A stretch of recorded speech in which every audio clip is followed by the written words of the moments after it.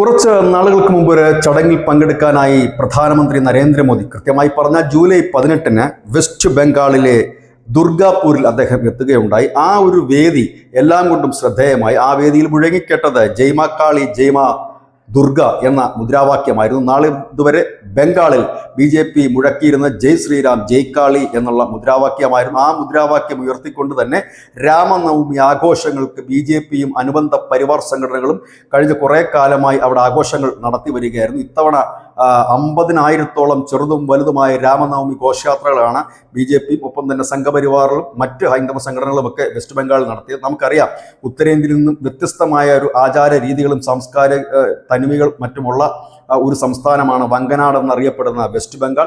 അവിടെ അവരുടെ പ്രധാനപ്പെട്ട മൂർത്തി കാളിയും ദുർഗയുമാണ്, ശ്രീരാമനല്ല.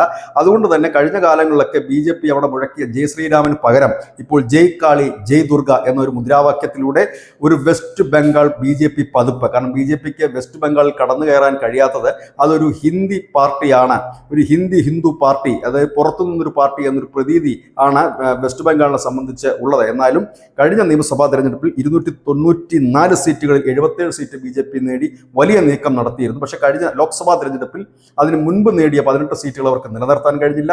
12 സീറ്റിലേക്ക് ഒതുങ്ങിപ്പോയി. ഈ ഒരു സാഹചര്യത്തിലേക്ക് തനത് ബംഗാളി സ്റ്റൈലിലേക്ക് BJP മാറുന്നു എന്നുള്ളത് തന്നെയാണ്. ജയ് ശ്രീരാം വിളികൾ മുഴക്കിക്കൊണ്ടായിരുന്നു കഴിഞ്ഞ നിയമസഭാ തെരഞ്ഞെടുപ്പിലൊക്കെ BJPയും BJPയുടെ നേതാക്കളും മുന്നിട്ടിറങ്ങിയത്. അത് ഒരുപാട് സംഘർഷങ്ങൾക്ക് കാരണമായി. ഇതിനെ എതിർത്തുകൊണ്ട് മമത വരികയുണ്ടായി. ആ ഒരു മുദ്രാവാക്യവും അതിനെതിരെ ഉയർന്ന എതിർപ്പുകളും ഗുണമായി മാറിയത് തൃണമൂൽ കോൺഗ്രസിനാണ്. കാരണം തങ്ങളുടെ സംസ്ഥാനത്തിൻ്റെ പ്രധാനപ്പെട്ട ദേവതകളായ കാളിയെയും ദുർഗയെയും മറന്നുകൊണ്ട് ഹിന്ദി ബെൽറ്റിൽ നിന്ന് ശ്രീരാമനെ ഇറക്കുന്നു എന്ന ഒരു നരേഷൻ പോലും പ്രതിപക്ഷ പാർട്ടികൾ ഉയർത്തിയിരുന്നു. അത് കുറച്ചൊക്കെ ഫലം കണ്ടതായി BJPയും വിലയിരുത്തുന്നു. അതുകൊണ്ട് തന്നെയാണ് ഇത്തവണ കാളിയെയും ദുർഗയെയും കൊണ്ട് ഒരു തനി ബംഗാളി സ്റ്റൈലിലേക്ക് നീങ്ങാൻ പാർട്ടി ആലോചിക്കുന്നത്. ഇതിനിടയിൽ തൃണമൂൽ കോൺഗ്രസ് പറയുന്നത് ഇത് BJPയുടെ പുതിയ നാടകമാണ് എന്നാണ്. ഏതായാലും ബംഗാൾ തെരഞ്ഞെടുപ്പിന് BJP ഒരുങ്ങിയിരിക്കും. ഇനി അധികം നാളുകളിൽ നമുക്കറിയാം, കേരളത്തോടൊപ്പം തന്നെ നിയമസഭാ തെരഞ്ഞെടുപ്പ് നടക്കുന്ന ഒരു സംസ്ഥാനം കൂടിയാണ് വെസ്റ്റ് ബംഗാൾ.